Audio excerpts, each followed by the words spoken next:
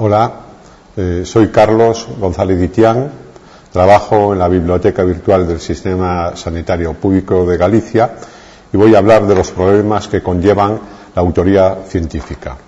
En la exposición que voy a desarrollar hablaré del concepto de la autoría científica, los organismos que definen el concepto de la autoría, el inadecuado uso de la autoría, el orden de firma de los autores y las propuestas que actualmente se están utilizando para garantizar el concepto de la autoría. En primer lugar, nos podemos plantear por qué publicamos, ¿no? Publicamos porque permite dar a conocer nuestro trabajo entre iguales, entre pares. Es una oportunidad para ampliar y compartir conocimientos en nuestra área de estudio. Garantiza que el reconocimiento de nuestras ideas o resultados pioneros originales. Por otra parte, también potencia nuestra carrera profesional, nos produce una satisfacción personal y nos adiestra en el mundo de la publicación científica y también potencia la formación profesional. Pero también esta actividad en la publicación se puede convertir en una carrera sin freno, lo podemos denominar así, que puede desembocar en malas prácticas. Tal vez una de las más habituales y conocidas es el famoso máxima esta de publica o perece.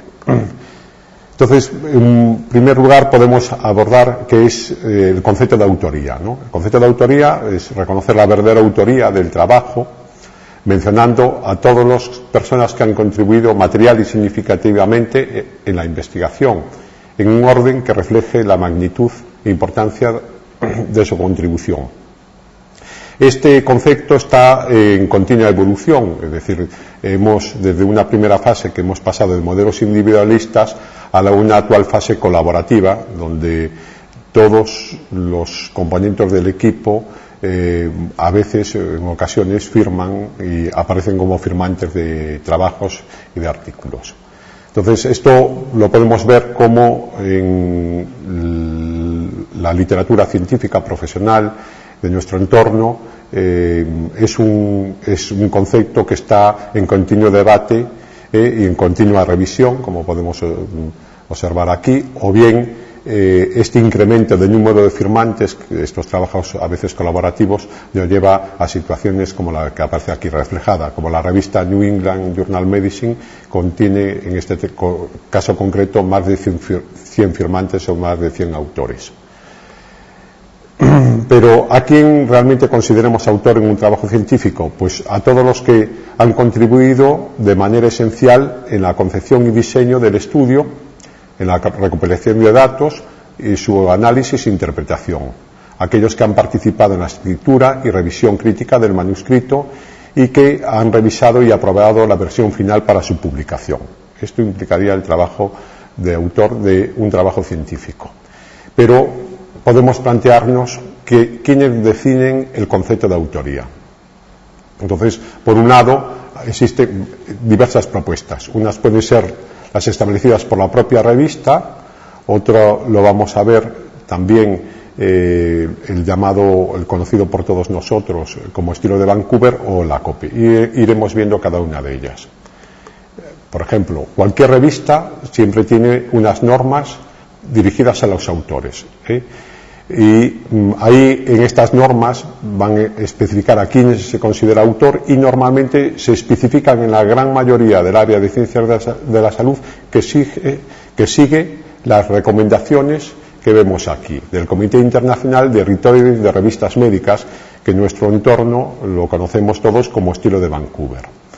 Y este Comité Internacional de Editores de Revistas Médicas fija estos 3 puntos esenciales para reconocer la autoría, que se debe basar en las aportaciones importantes a la idea y al diseño del estudio, o a la recogida de datos, o al análisis e interpretación de datos. El segundo aspecto fundamental sería la redacción del borrador del artículo o la revisión crítica de su contenido intelectual y sustancial, y por último, el tercer punto, la aprobación final de la versión que se va a publicar. Entonces, los autores, según el comité, deben de cumplir estas 3 condiciones como mínimo. Otro organismo internacional que fija el concepto de autoría es el Comité de Ética de Publicaciones, conocido por su abreviatura como COPE, que considera autor a aquellas personas que como mínimo es responsable de una parte particular del estudio, y distingue en este caso la COPE entre autores y coautores y aquellas personas que deben de figurar en el apartado de agradecimientos.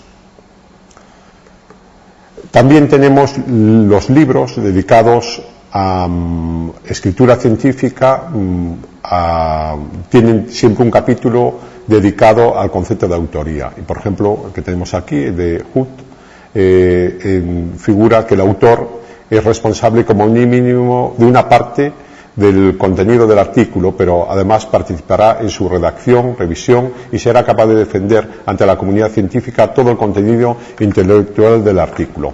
Hay otros libros, como este del manual de la APA, exactamente igual, que ahondan en más o menos en temas similares, o este que tengo aquí de Robert Day, cómo escribir y publicar trabajos científicos, donde el concepto de autoría es muy similar al expuesto en todos ellos.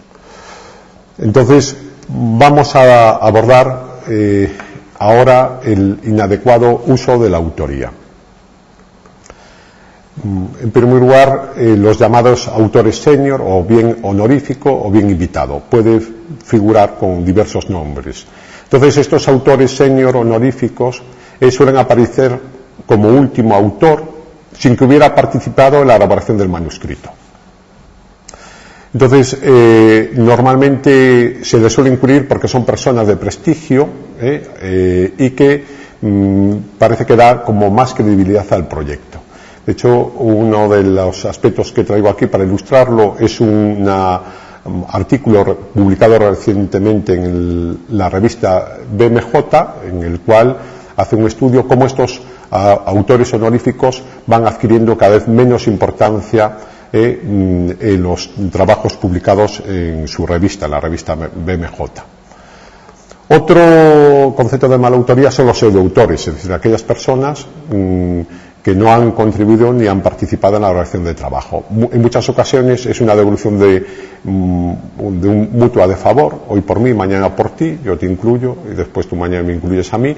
Incluso pueden darse la aparición de autores por sorpresa, es decir, cuando se incluyen autores sin saberlo, o bien por coacción, es decir, que se los obliga a estar presente en el trabajo y sin haber participado.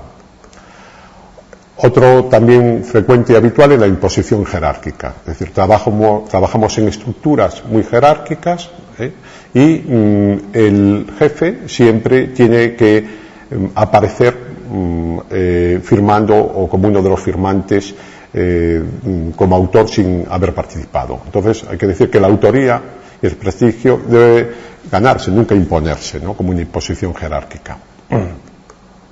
O bien también tenemos otra modalidad llamada autor fantasmas, que son artículos que han sido escritos por redactores profesionales contratados como autores fantasma. Estos autores son profesionales que se les facilitan los datos, elaboran y hay un debate si realmente se les debe de incluir como autores.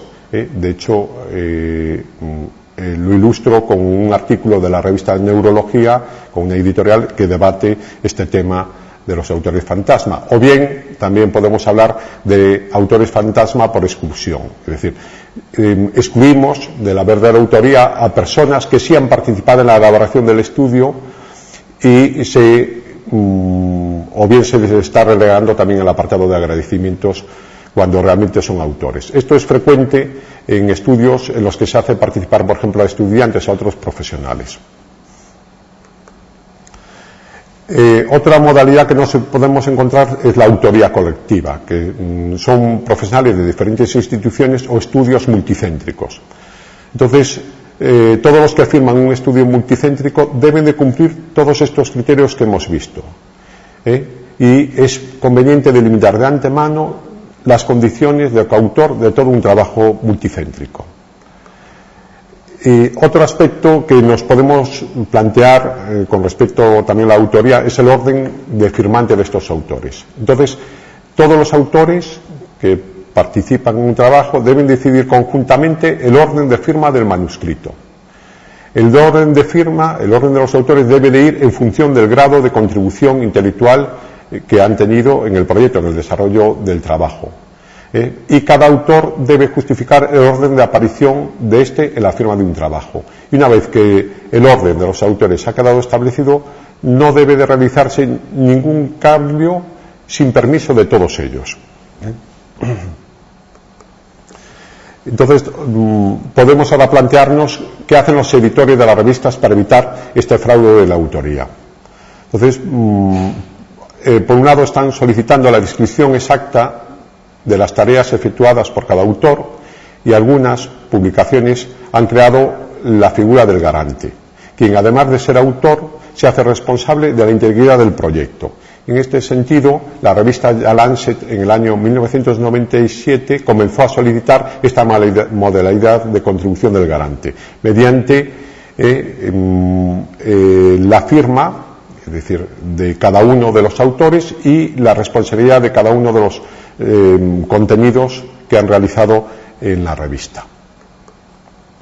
Y también podemos plantearnos a quién no debemos de considerar autor, que muchas veces se incluyen como tales, y que deben de ir en el apartado de agradecimientos. Pues solo aquellas personas que han contribuido en la provisión de ayudas, buscando fondos para la realización del trabajo, o personas que nos han ayudado en la recopilación de datos o supervisión del grupo de investigación, o bien esa lectura o esa revisión crítica del trabajo. No implica nunca estos elementos concepto de autoría.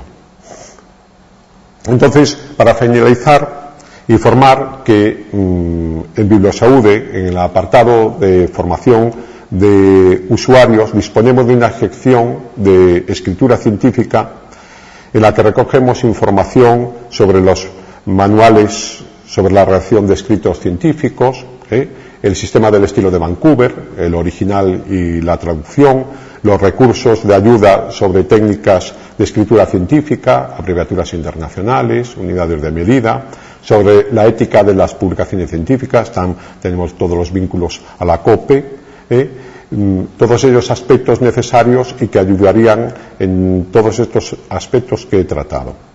Bueno, espero que haya sido de interés la presentación. Muchas gracias.